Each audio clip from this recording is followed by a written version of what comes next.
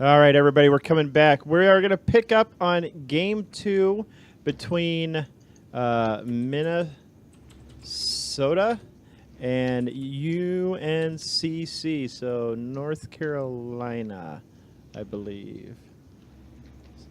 So that should be an interesting game. I've personally casted one of the players on Minnesota before, Star Fox 64. He's a pretty solid player.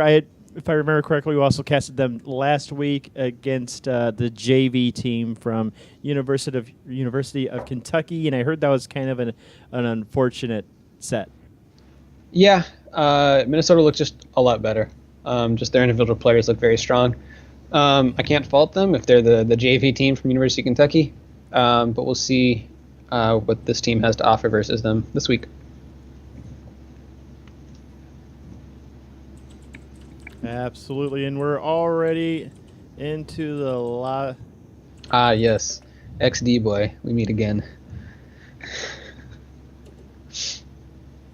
Yeah, XD boy. Well, I assume there was something last week. It's just his name is XD boy. Also, I think I commented on his name while we were on the break screen, so all the viewers got to see me react for the first time. So we are. Do they not want to be casted? I think they were okay with it. Well, let me double check.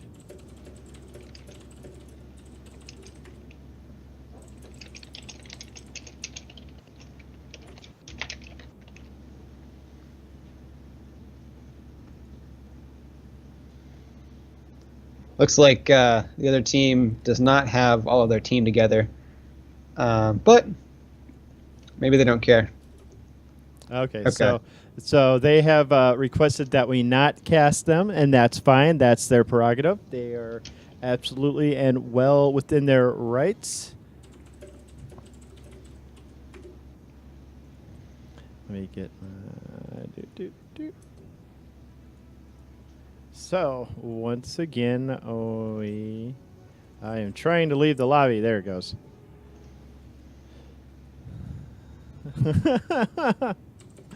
So, okay. I guess we're going to kick it back to some music we'll give it another. Oh, wait, hold on. Well, looks like we're going to be getting FSU. All right. So sounds good. Who are you playing?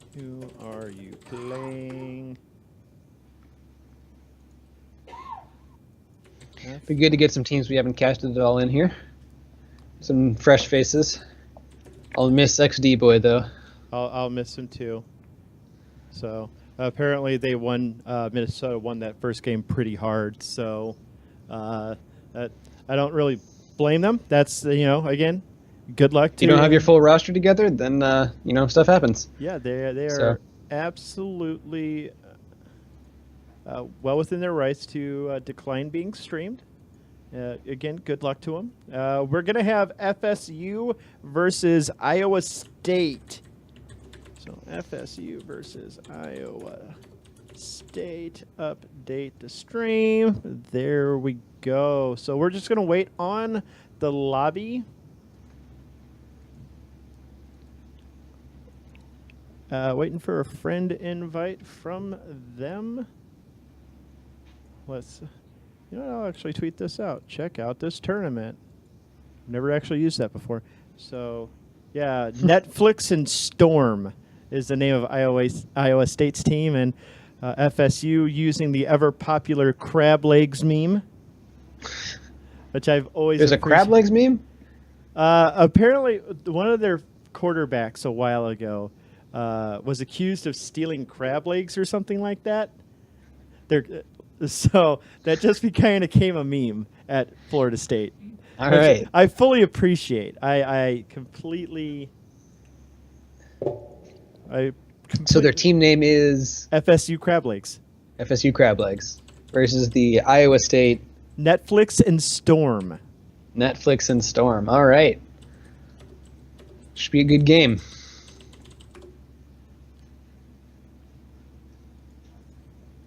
So, waiting on the friend request. They're finishing up their match right now, so we're just going to kick it to some more music again, and we'll be right back once that lobby gets going. So, stick around. FSU Crab Legs versus Iowa State Netflix and Storm.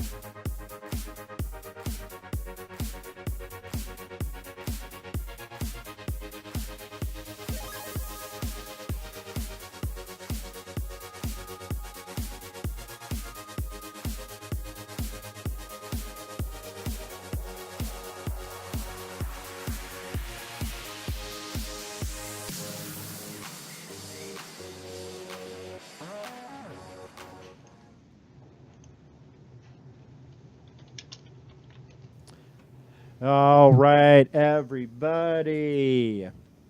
All right, so like I just announced, we've got FSU Crab Legs versus Iowa State's Netflix and Storm.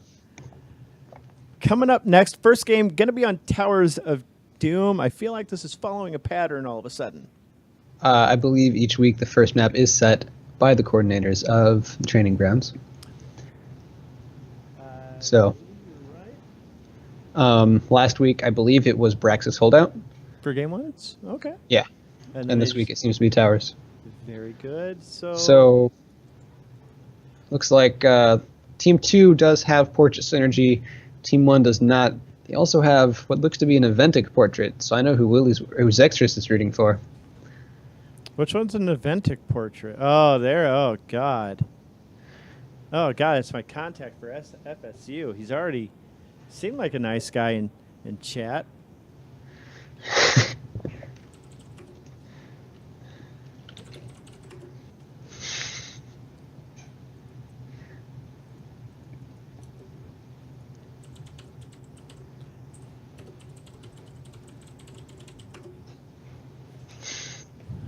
we will note that one of the players, Shambulans on the side of Iowa State, is a Gazlo player. So please welcome him.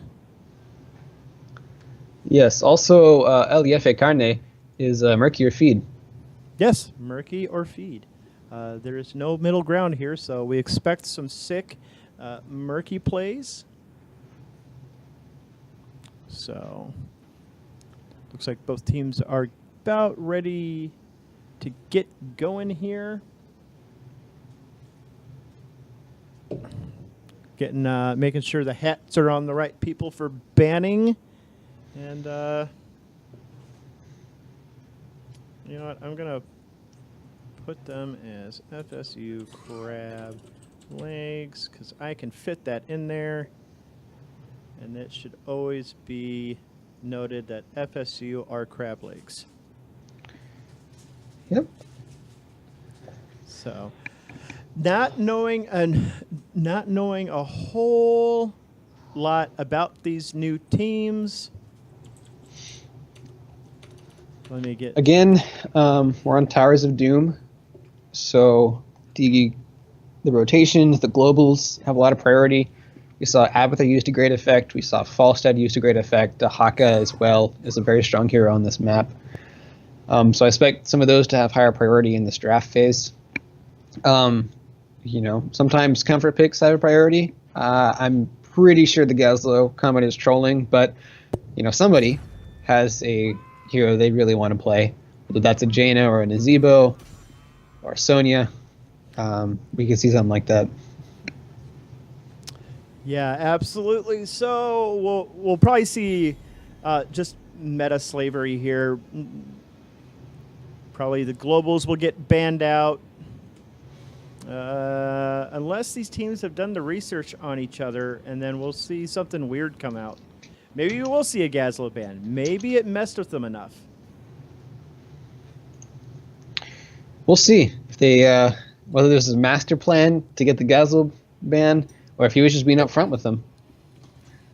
This is an interesting first ban, the Chromie. Okay, so that is interesting, but it's not surprising to me because Chromie's obnoxious on this map. Chromie is very frustrating to play against. And if your first pick and you have a hero you really want to play, and you want to ban something that you're never going to pick, then you can ban a Chromie. It's possible they've also looked up the other team and seen what they play. Chromie's a pretty fringe pick, so I would probably check that out before I banned it. But I trust their captain to have done some good research. Yeah, absolutely. Now, but on go ahead. I think a Dahaka or a Falstad ban should be here. I think they just have really high priority. There are a lot of strong heroes like ETC, Malthael in the meta, but the globals just have so much value on this map. Or you could just ban a Garrosh and just make all of those other heroes completely valid all of a sudden. Yeah, you could.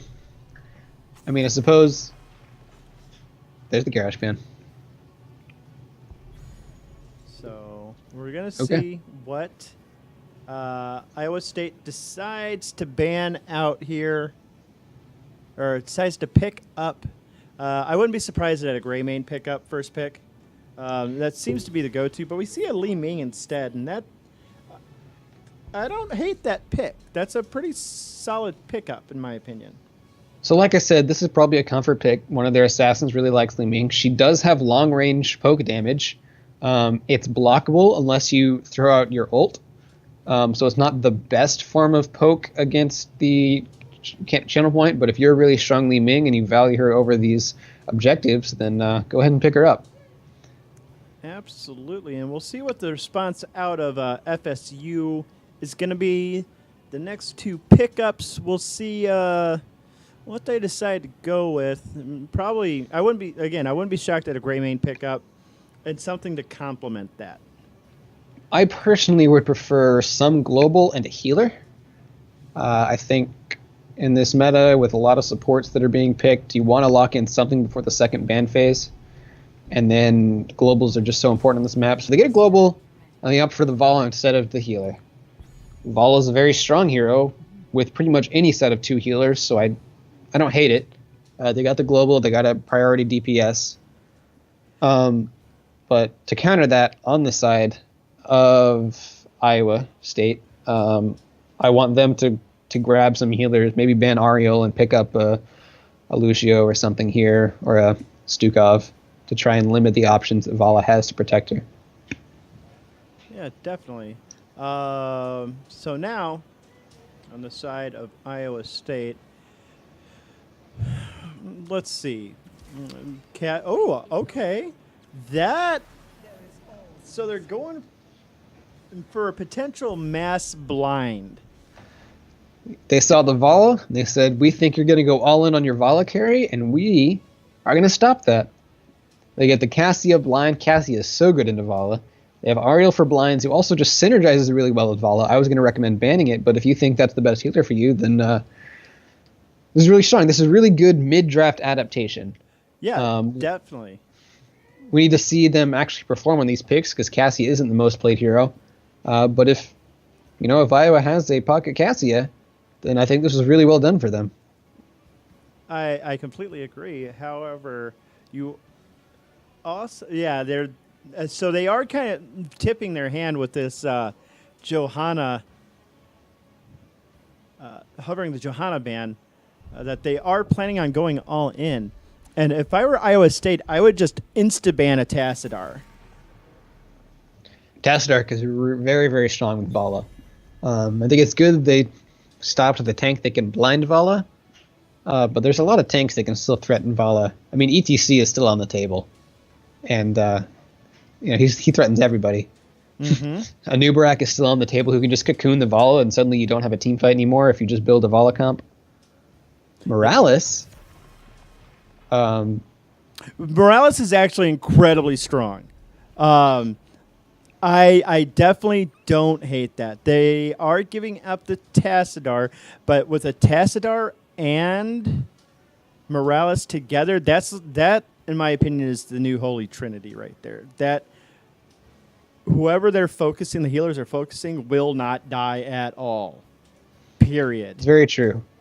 I do kind of want to see Florida State move away from this hypercarry Vala strat, given the Cassie and Ariel are picked up. I would want to see another damage dealer. I guess I'm opting for a solo support and another tank, because I don't like Dahaka solo tank either. No, but if Vala's your only damage going into a Cassia Ariel, you're going to have a bad time. Yeah, Dahako solo tank is absolute garbage, and I know that from a personal experience. We see the Lucio and the Muradin, and I love it. They got to switch off that Marauder skin. Apparently, it's banned. Oh, is it? Yeah, apparently the Q is really hard to see. Well, we wouldn't want that affecting anything. Yeah.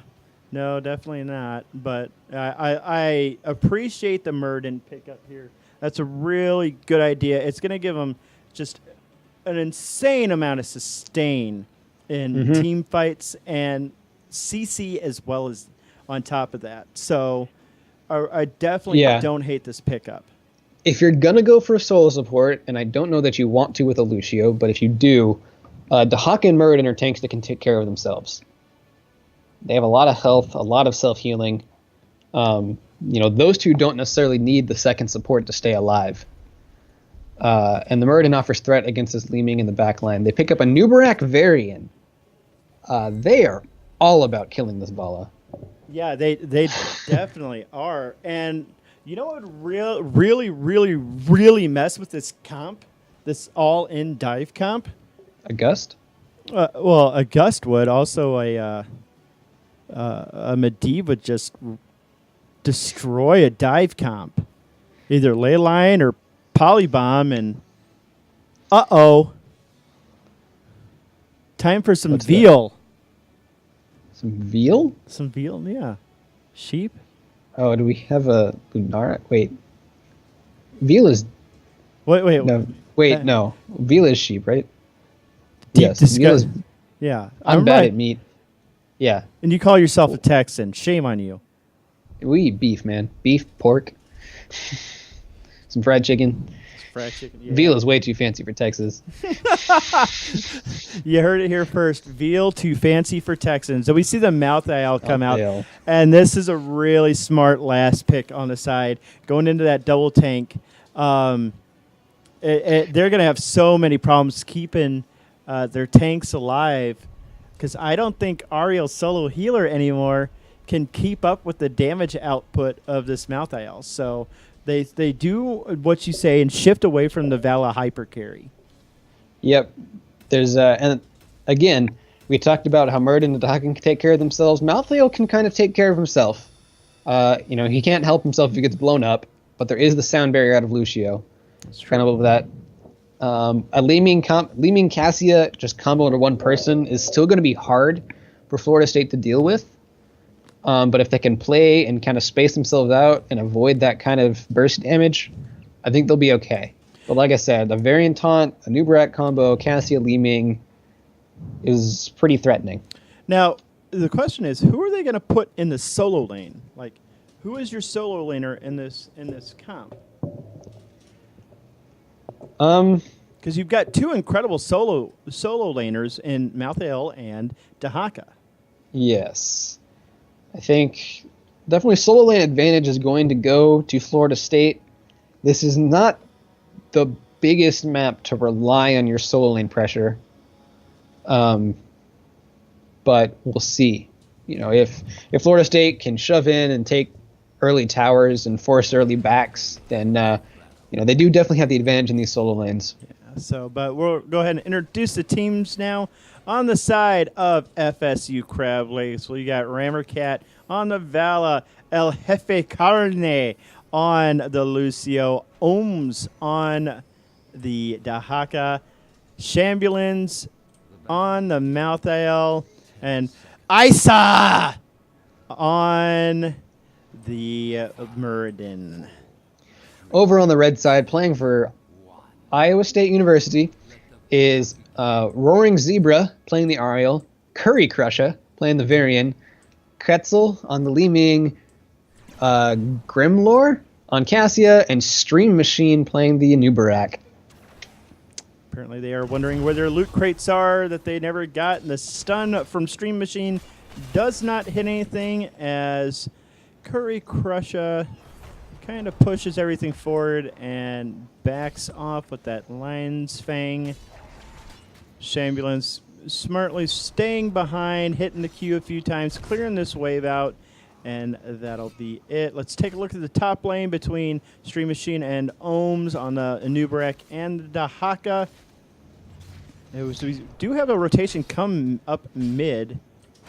So this is really smart of Dahaka. He sees the enemy team go missing. He's already pushed out the lane. He doesn't need to be aggressive, and he backs off. So the rotation out of Iowa State is foiled. It looks like Florida State is kind of doing... They shove out bottom with 3, then rotate mid to protect the Malthael. And Iowa State is almost doing the similar thing with mid and top. Oh, the collapse comes in, the knockback out of Lucio, the stun from Muradin, and Cassie's in a lot of danger. Taking healing from Ariel, but she does go down just barely. First blood to Florida State. To the Crab Legs. Well played on them. We appreciate the cheer. Go FSU Crab Legs. I will say that I have casted, not this particular incarnation, but I have casted FSU several times in the past, most notably when they were playing on Heroes Hype. So it's always fun to cast FSU games. The guys seem like they have a lot of fun. They do grab their camp in the meantime, and they're going to try to delay this bottom out as long as possible to let these sappers come in and do their job. Looks like Muradin's going to get damage put on him, but he's a Muradin. He doesn't take that much damage. Malthael trying to flank, get damage onto the Varian. He's not a real boy yet, so he could die really quickly. Yeah, and he makes it out safely. That was some nice body blocking on the side of Isa right there.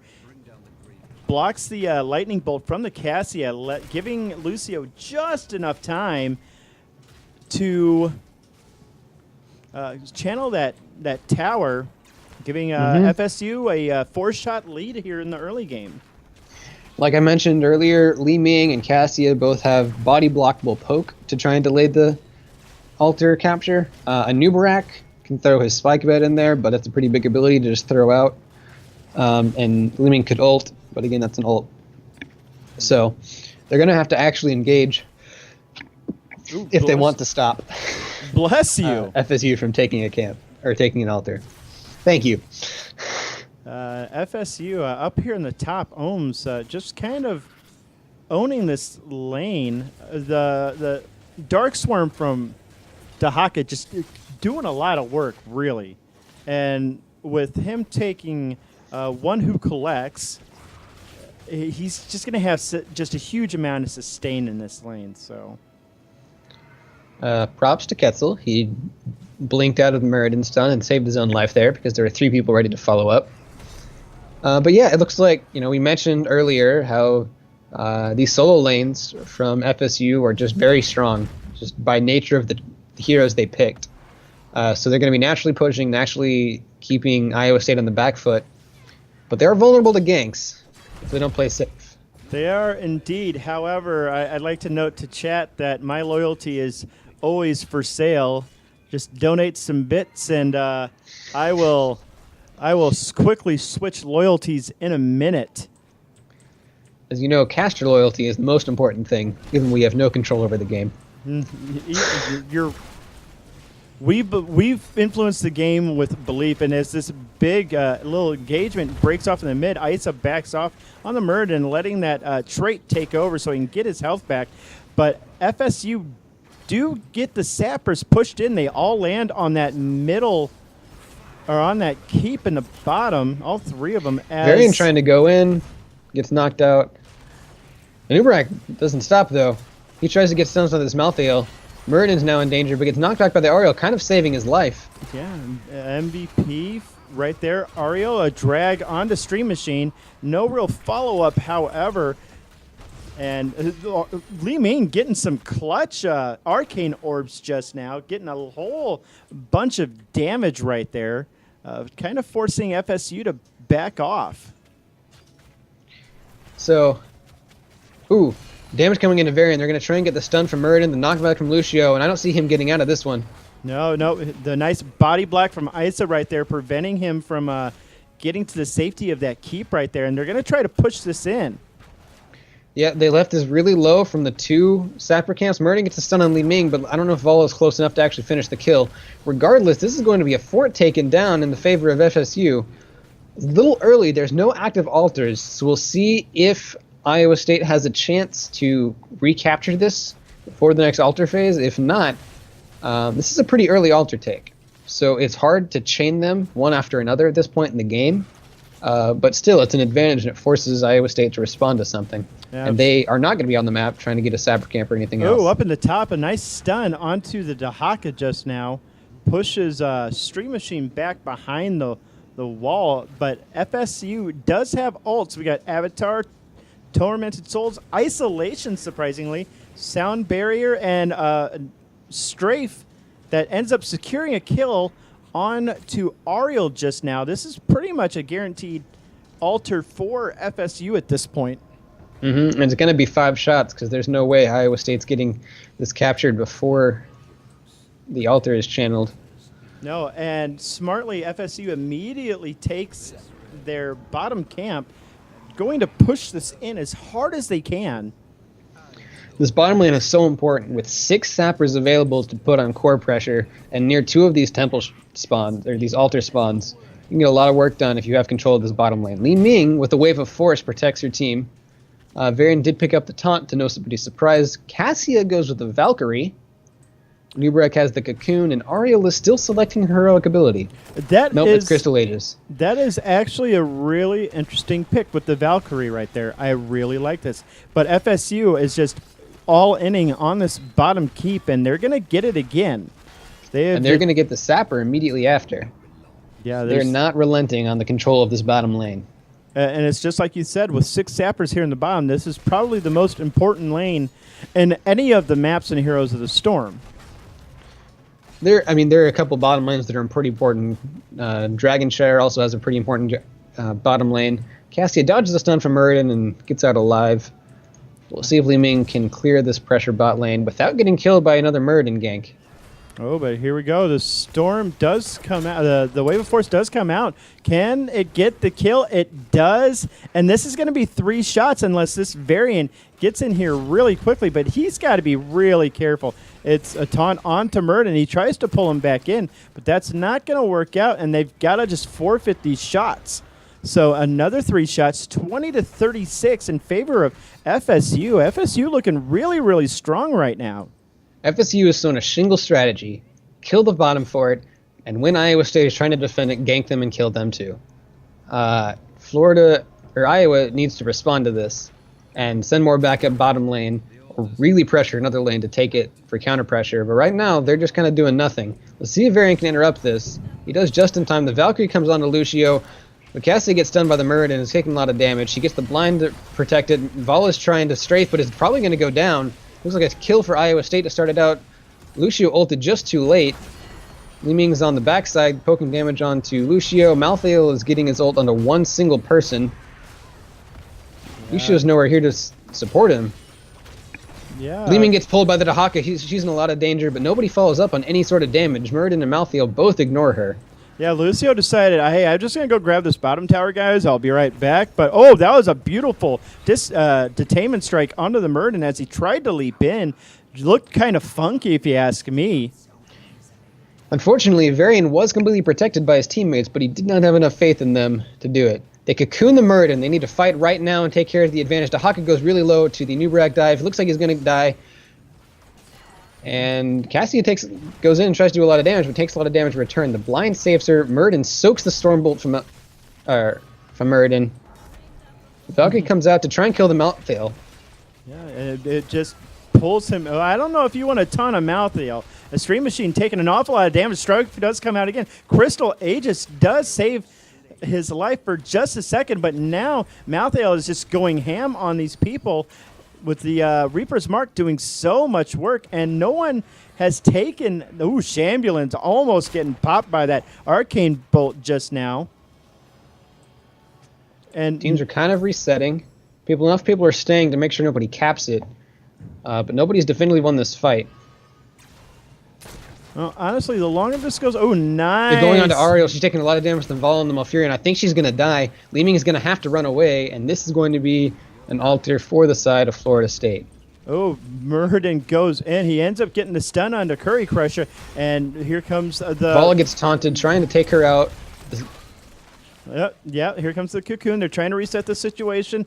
Isa still on that back line. They're still trying to keep this this bottom fort that is still just incredibly healthy. They're going to go for this Sapper Camp, which they will get successfully. No real way to stop them, and this is another potential 3 shots on that could go onto FSU's core. And Curry Crusher, all by him lonesome back here.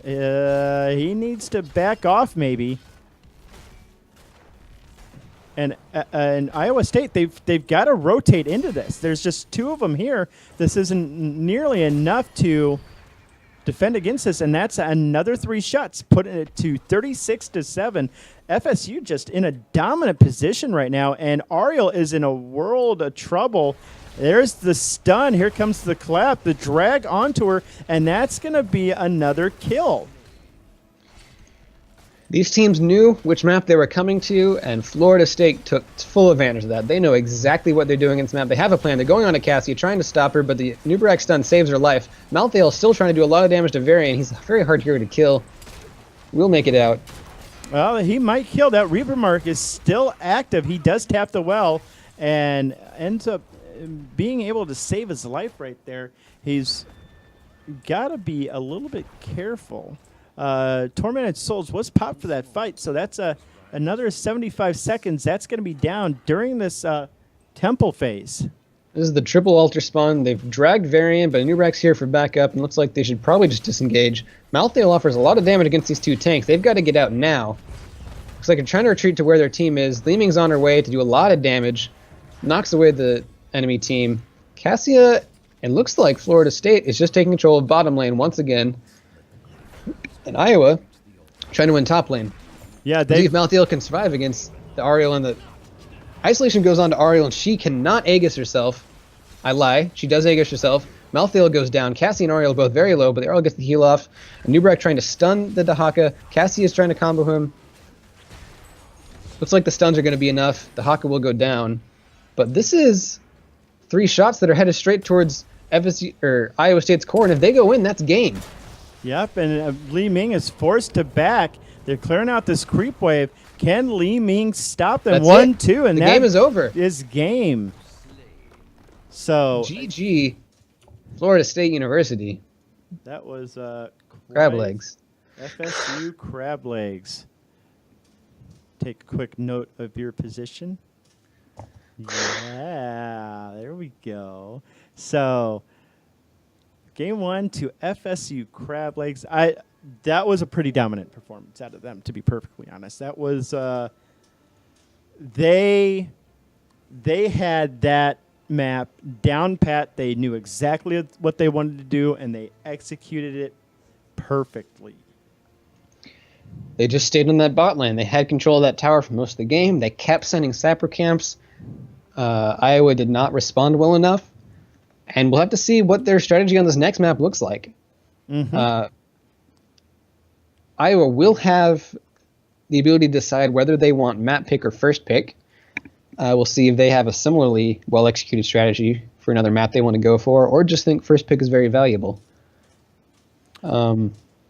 That's very true. So we will see what Iowa State decides to do here. I wouldn't be surprised at a map pick. A lot of teams decide that they really want to just get that map they're comfortable on. Every team has that map that they're just, it's home for them. It's their home field. Mm-hmm. I think if you just saw a strategy like that executed against you, you don't want to give Florida State the opportunity to do that again. Definitely. I completely agree with that. Because at no point did Florida State crab legs look uncomfortable. Yeah, I mean, they gave up some kills. There were a couple fights, but just their strategy was so good. And that's what really won the game. So I don't think it was that they got a certain hero or their draft was fantastic. I think it was just their strategy, which is why you want that map pick to go with something you know how to win on. And here we go. We've got the lobby coming in. I'll get you in here. And it looks like next map was going to be Brax's Holdout. I'm wondering if all these maps are on rotation. I'll have to go through the complete rule set, but like this was definitely game 2 of IUPUI versus, oh God, it's already left me. Utah? Utah, that's right. Yeah, I think, I believe it's loser's choice whether they want first pick or map pick. Given that last week was on Braxis, it's possible that Iowa believes they had a very strong strategy for Braxis and they want to execute it again. So we'll see. But, last week, Florida State had the chance to practice another strategy for Braxis, so this isn't exactly an unknown map to either team. Both of them have prepped specifically for this map only a week ago. That's very true. So we'll see what kind of ideas come out of these teams on this map. We saw Utah execute just a beautiful beacon control strat in our previous game. So we'll see if they can bounce back with a similar idea, or if they have something different in mind. A reminder to everybody today, we're Nexus Commentaries. I'm Zexorus. With me is PFlameG. We're currently a team of 4 casters. We cast Heroes of the Dorm. We cast Chair League. We have our own little off-season league for Chair League. So we hope you come back and check us out. Also, another reminder, our loyalty is always for sale. Donate bits. We do appreciate the bit cheer for Florida State, and it seems to do well. They definitely won. They definitely won. But here we go, game 2 between FSU Crab Legs and Iowa State. Netflix and Storm. Are they on the same side this game? They are on the same. They are on the same side. All right. So it is Iowa State's first pick, which is what they've selected, and they ban out the Mouth Ale. Mm-hmm. He's a very strong hero. I can't disagree with the ban. He does a lot of work. And last game, he dominated lanes and shoved them out and did a lot of work in team fights. Yeah, he did. I don't think he was on the winning team, though. He was. Was he? It was Mouth Ale Dahaka for Florida State. And their Fala, Lucio. I'm sorry. Not okay. The last set, like you said, last game, and I thought IUPUI versus. Wait, IUPUI versus Utah was the last set. Last game was what we just casted. Yes. 10 seconds ago. I got my terminology mixed up. All right. So the garage ban for Florida State. I shouldn't have clicked that. I'm not going to click whatever link is in chat right now. It's completely safe for work, I promise. But I'm still trying to keep a straight face casting, so I'm not going to click it. So we'll see what first pick. They first picked the Li Ming last game, and she did do a lot of work in team fight. She hit her skill shots well. Yeah. She put a lot of threat, but she just wasn't enough to clear those sappers. And there's no sappers on this map, so it's possible. But there is a Zerg wave that Li Ming sucks at clearing. Yeah, so she is not good at clearing out Zerg waves. You want something like a Gul'dan, Jaina, Kel'Thas, Zag. Okay. So they're looking for a single lane control. Mm-hmm. Zagar is a fairly strong solo laner. She's to control the top lane fairly well with a lot of vision around her, protect her from ganks and rotations, which are pretty common on this 2-lane map. Mm-hmm. So I don't hate it. I think it's a pretty strong pick. It does not offer a ton of wave clear, but it is on theme, so 10 points for that. It very much is on theme. You're definitely not wrong about that. I didn't even think about that. We'll see if Iowa State goes with an all-Zerg strategy here to make their heroes indistinguishable from the attacking Zerg wave.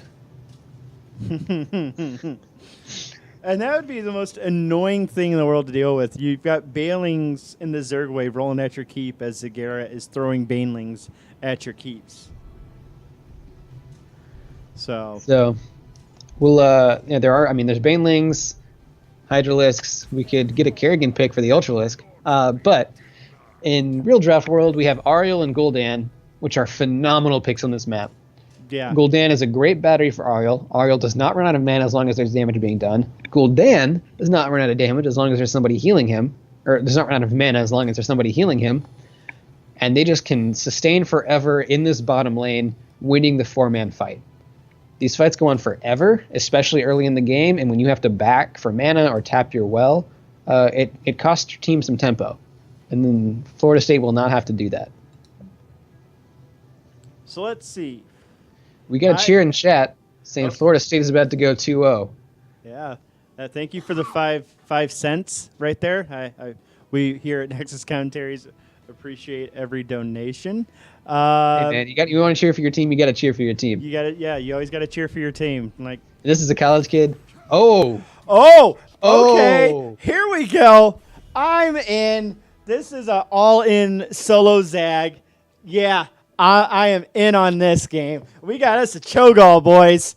We got a Cho'Gall on a 2-lane map. I am suddenly a great big fan of Iowa State University. I need someone to donate more bits so I can actually cheer for them. What do you ban here if you're Florida State? You ban a Morales?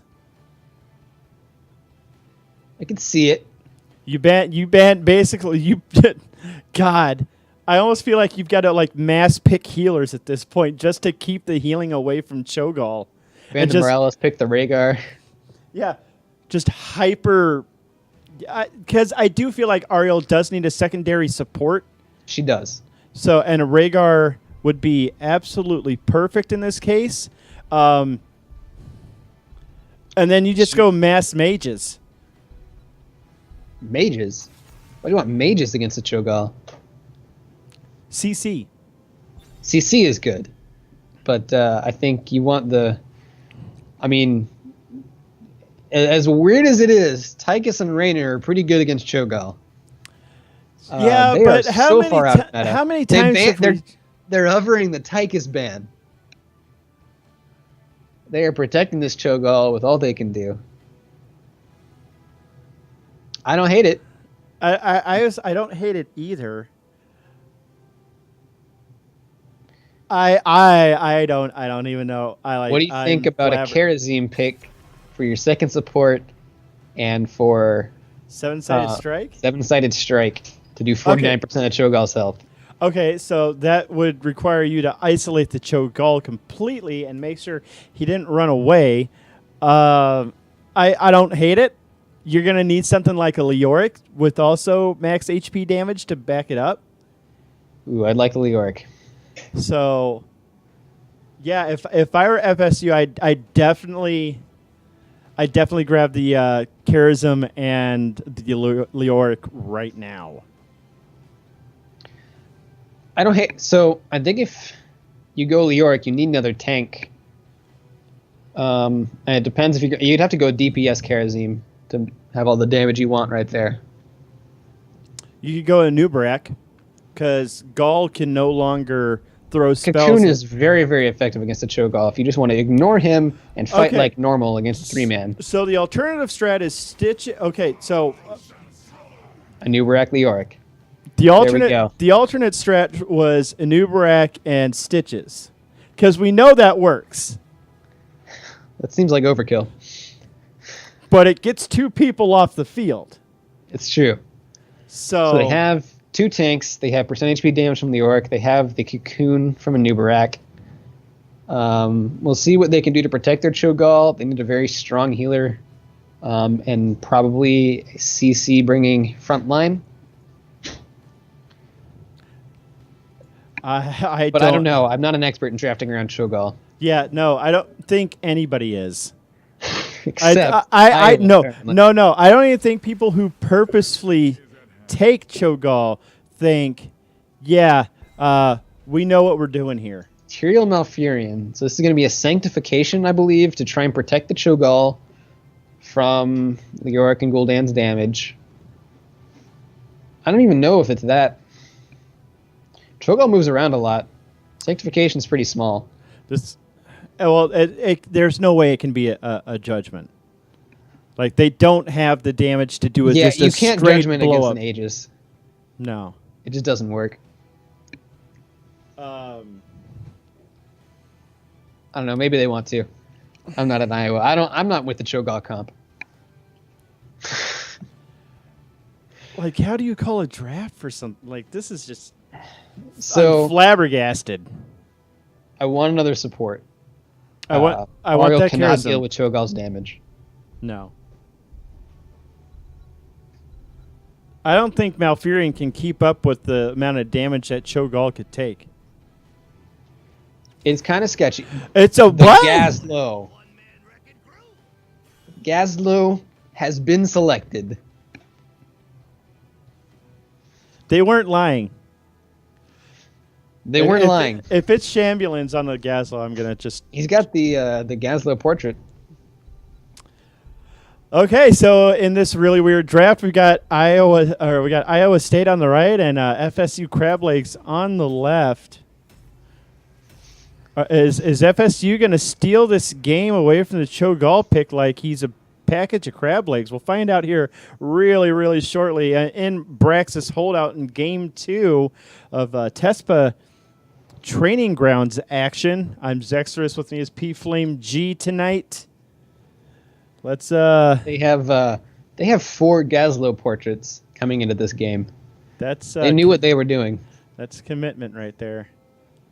So the interesting thing is, I believe Tyrael does have time to cast Sank when he sees the Gravo Bomb go off. You have to be fast if there is time. it's like a half. half second. Yeah, but there is somewhat of a cast time to sync. So I don't know the exact timings on that, so I could be wrong. well, But we're if- about to find out. So It's gonna be up to the Tyrael to sanctification, any sort of gravel bomb wombo. right. So, but on the left side, on the side of FSU Crab Legs, we got Isa on the Anubrak, Ohms on the Leoric, El Jefe Carne on the Ariel. Shambulance is on the Gazlo as advertised, and Rammercat is going to be on the Gul'dan. On the right-hand side, playing for Iowa State University, Netflix and Storm, we have Roaring Zebra on the Zagara, Stream Machine on the Gaul, Grimlore on Tyrael, Quetzal on Malfurion, and Curry Crusher on Cho, bringing us Kurhine. Kurhine. What an appropriate two-headed ogre name. That's going to be... Oh, they all had to scurry out of the way of that one. Yep. So, Cho'Gall is pretty strong in this 4-man. He does a lot of poke damage for no mana at all. We talked about the Ariel Gul'dan strategy not requiring mana. Well, Gul'dan and Cho'Gall literally don't have any sort of resource bar. They are just cooldown dependent. So, we'll see what kind of damage they can put out. They go for the globe just to deny it away from the Cho'Gall. The slow comes out from the Leoric, only hits one. Let's take a look at the top lane real quick as Carl is dealing with his hiccups. Zagara has tons of creep everywhere, decides to use her resources to try to take out that turret at the bottom, but this just means Gazlo is going to be able to push in a little bit harder, and he is actually getting the better of this. He is winning this lane. They picked the Zag for control over top lane, and they picked the Gazlo to beat it, and it's working. There's some damage going into the Gul'dan, but it doesn't really look like it. His health bar is still pretty full. So, oh goodness me. And this Cho'Gall is not really working out the way they wanted to. It looks like FSU is consistently pushing into this bottom lane, into the Cho'Gall. They are, and they're not really, those health bars aren't that low. The Ariel is definitely able to support them right now. Cho'Gall gets stunned, runs out, still at about 2/3 health. And Gul'dan's pretty low. Tyrael's trying to get onto him, but doesn't have any follow-up damage after his combo's blown.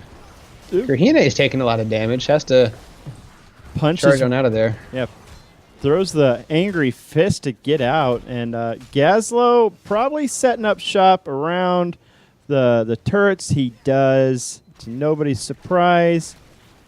Zagara comes in, takes one of them out, and he's already got this cleared. Zagara now in danger of losing some experience. Gazlo drops another turret, and now Zagara has to run out of here. And Roaring Zebra, I don't really think has a clear idea what to do against a Gazlo. Gets popped in the bottom lane, and now FSU has both beacons. It's not every day you play the Gazlo-Zagara matchup. No, it really isn't. I can't even think of a single time I've seen the Gazlo-Zagara matchup. Outside of, no, I've never been in bronze, so that's the only time I can think of that ever happening. Nice stun onto Cho'Gall right now with the follow-up with the spike. Ooh, good, beautiful detainment strike. The percentage damage coming into play now. Kurhine in a lot of trouble. We're going to look for the stun right there. Fist out, but Leoric and Anubrak are onto him, and that's going to be a Cho'Gall dead.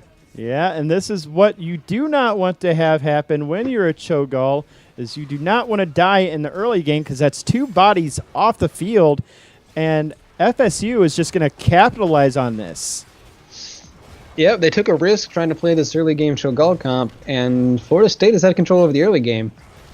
We'll see, maybe they turn on at 10 with a lot of Cho'Gall damage and the sanctification to back them up. But right now it's looking pretty ugly. And I'm going to give this Leoric a ton of credit. Gazlo had to back, and this Leoric immediately came top. Here comes the laser out of the Gazlo, clears the wave off, And I suspect he's going to end up going to get a camp here very shortly. Gazo's definitely better, one of the better heroes in the game at taking mercenary camps. He's going to do it alone while his team gets the top one. And Iowa State will be behind as their whole team is on one single camp, and Zagara is still trying to lane versus the Yorick. So they're going to be a little bit behind tempo on this. We'll see. Gazo has gone for a pretty heavy turret build with the engine gunk. So he slows people with his turrets, and he increases the duration of the turrets when he auto-attacks. So he's going to have a lot of turrets active for a very long time, and they're going to be slowing everybody down, which is going to hurt the Cho'Gall when they're trying to run around these fights and get a lot of damage out. Yep, always fight in the circle of fun when you have a hammer or a Gazlo, but Rammercat gonna die right here. Gul'dan gets picked off, sticking around just a little too long, but this Gazlo is going aggressive. Shambulans working magic on this Gazlo pick, steals the camp from Iowa State just now and goes back to work in the top lane. And traded a kill for a camp. Now they have a lot of pressure top lane. If they can get this front wall, it was definitely worth it. There's currently nobody soaking bottom lane for either team. Iowa State's getting the push, but they're not getting any experience off of it. Cho'Gall surging fists in, gets stopped by the Anubarak. And really, FSU ended up getting that front wall keep, which I said it would be worth it, and so I'm sticking by it. That was a good play by them. They got the camp, they exerted the pressure. Gazlo is going to stop the camp from getting anything done in the bottom lane. Got done here with plenty of time to spare. Looks like we've swapped lanes, and Iowa State's going to look to try and take control of this top lane with their Cho'Gall. Or maybe not. Maybe they'll leave Zagara back up here. See if they can get a gank off onto the Gazlo. He seems to be running away, kind of aware. Or not. He's trying to get the cap. Cho'Gall's running at him, but he is slowed. Gets a Surging Fist in towards the Gazlo, and no CC to follow up. Gazlo's out free. Split control, but Zagara's under threat from the Anubarak. Gets the Impale on her. Leoric missed the slow, but gets his Drain Hope, and she's going to go down. Yep, just really textbook play coming out of FSU right now, encountering this Cho'Gall pick. If you got a big enough level lead, Cho'Gall not the biggest threat, and FSU is about to hit 10s. And now they have it, so I'm expecting the Gravel Bomb, the Cocoon, Horrify, and Crystal Aegis with the Entomb. Yeah, this is screw you, Cho'Gall. Heroic selection if I've ever seen one. Mm-hmm. Cho'Gall can be very effective when he has a level lead, but when he's behind, it almost feels like you only have one hero instead of two. Gazlo gets picked off by Tyrael in the bottom lane, though. So really good play by Grimlor. Yeah, nice pickoff right there. Kind of gets FSU back into the swing of things, and only a level down at this point. Yep, Gazlo did not want to expend his ultimate getting away from the Tyrael, which is fair. It's a 110-second cooldown for a very strong teamfight ultimate. We'll see if Cho'Gall can control over this top lane, but they're still down heroic abilities, so it'll be very difficult to do. Yeah, absolutely. It's going to be a very careful fight from these guys, as Cocoon is still up, but FSU can take control of both shrines. Charge onto Zagara, followed by the Impale, the corruption from Gul'dan, and Zagara is dead before anybody can do anything about it. Yeah, I had barely enough time to even look at it. Her health bar was just shredded, and Leoric going after this Tyrael. Leoric's a very strong tank killer. Cho'Gall's coming to back his teammate up, but Leoric is also very good at getting away. Let's see if Malfurion can get the root to lock him down. He turns away, and I don't know if they have anything left in the tank. Leoric's just walking right back in with no fear. None whatsoever. I mean, why shouldn't he? Iowa State doesn't even have a heroics yet at this point, and they've got a healthy Zergwave pushing into this top at this point, and Roaring Zebra just holding all this Gul'dan damage. Yeah, we'll see. Cho'Gall has a lot of AoE damage, but I don't know if it's enough to really clear the Zergwave reliably. This keep is probably going to go down. They hit level 10, but the Gravel Bomb goes in, just hits the Tyrael. That's not what Gazlo was looking for. Horrify pulls them back, but the Twilight Gene prevents anything from going wrong. The huge pull out of Cho'Gall. Yeah. But the cocoon stops anything from happening after that. Malfurion and Tyrael are both at really low health. And what looked like a really good fight was completely stuffed by the cocoon from Anubarak. Yeah, that was a really heads-up cocoon coming out of Anubarak right there just to prevent any further follow-up. So, I mean, if you're FSU, do you try to push for core on this? I mean, that's going to be really aggressive, but they're not backing up right now. Tyrael's already dead. They've only got these Guardians on the Zerg wave left. Be pretty aggressive. Well, they're ahead, but they don't have to force it right here. Yeah, and it looks like they are going to finally back at this point. They're probably going to invade these camps as they come back. This top bruiser camp already available. They'll probably just rotate to the bottom and just keep going from there. There's no reason for them to slow down. They've got a talent advantage up on the Cho'Gall, and I'm going to guess I'm going to see a well, I was expecting an upheaval coming out of Cho right there, but nothing doing. They just give up that camp. His team wasn't really there to back him up, so smart play from him to just kind of watch and wait. It sucks to see your camps get taken away from you, but all you got to do right now is sit there and wave clear. You have no reason to force a fight right now. There's no objective to fight over. So on the off chance you win, you don't even gain anything. That is very true, and FSU just proceeding to paint this whole map blue, except for the boss, which they will probably do if they manage to get a pick. Iowa State, with that Eye of Krug or Eye of whatever, the eyeball from Cho'Gall, they're kind of keeping an eye on things, making sure they don't take that boss. Things. I ran right into that pun, and I'm so sorry. Ooh, the Krug is Twilight Dream to protect the Malfurion, so there's a silence, but he's still taking a lot of damage. The Sanctification material saves his life. The Gravel Bomb is going to do so much work right there. That's going to be Cho'Gall going down as well. That was a beautiful setup with the Entomb, followed it into the Grav Bomb right there. There was just no way getting out on that. The burrow charge from the Anubarak just now.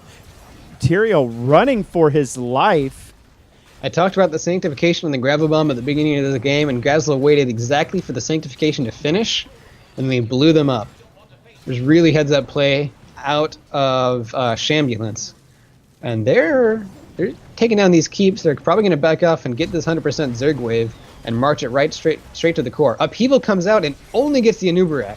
No, he didn't even get the Anubarak. He burrow charged in as it was going off. It was a brilliant use of the Unstoppable benefit behind that. So essentially the damage hit, but the Upheaval did nothing.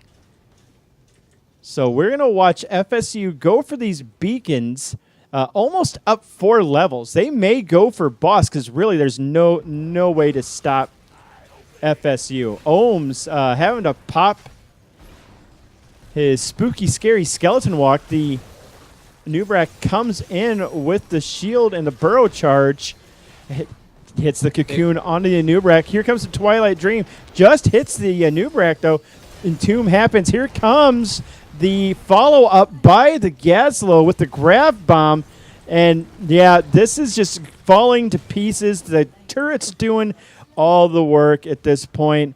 And this is going to be 100-0. FSU sneaking around behind. Roaring Zebra going down. Oh, but gets a 4-man maw right there. It'd be a great maw if there was anything afterwards, but it's really just delaying the inevitable. Yep.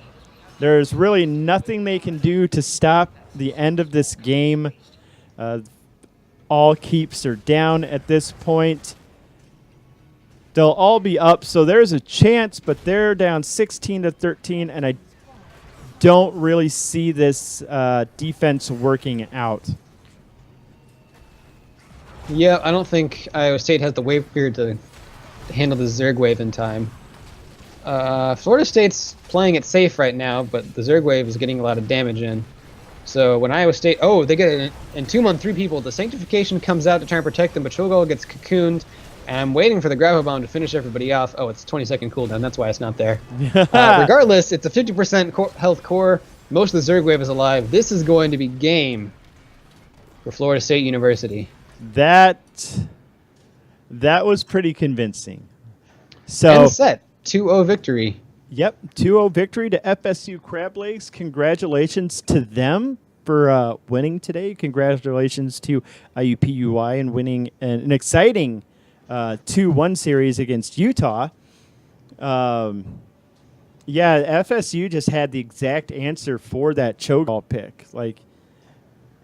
And shout outs to Shambulance on the Gazlo. That his play was just out of control right there. He put in work. He put in so much work. Makes me want to not play Gazlo and let other people do it. I'm never. We got a friend who plays Gazzo. We'll leave that to her. Yeah, she gets very excited when people play Gazlo, and everything he was doing, it was just absolutely amazing. Roaring Zebra. Good games, my friend. Thank you for the sub. We appreciate it. You are the man. Use the First Blood emote. Spam it. Show it off. I love you. I love what you tried to do on Zag. That was a promo at the end. But I believe that's going to do it for us tonight. Again, FSU looking really strong right there. But I love I absolutely love, do not get me wrong, what Iowa State was trying to do with that comp. I appreciate it when someone picks a Cho'Gall.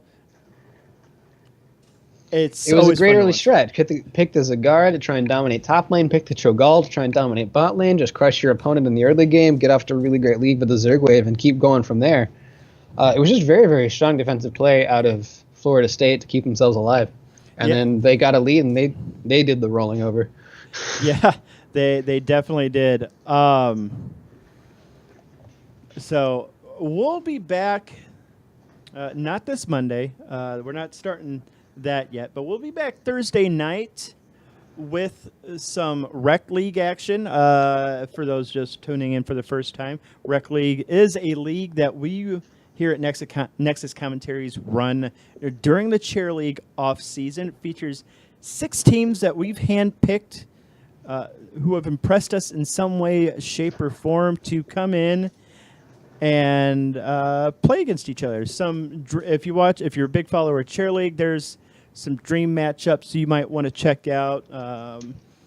The Division 1 Thursday night winner, Rixer for Kids are a part. You face Braxis, series contender in Division 2. They are a part of it as well.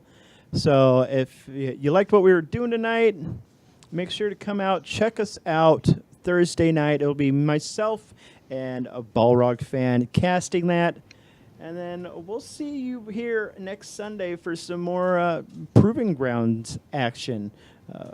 So thank you, everybody, for watching, and we'll put some music on and send you guys out of here.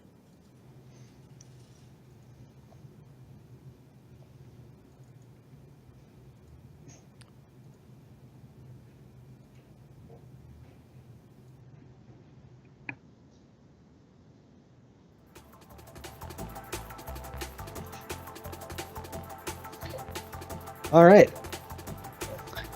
Good cast. See you around.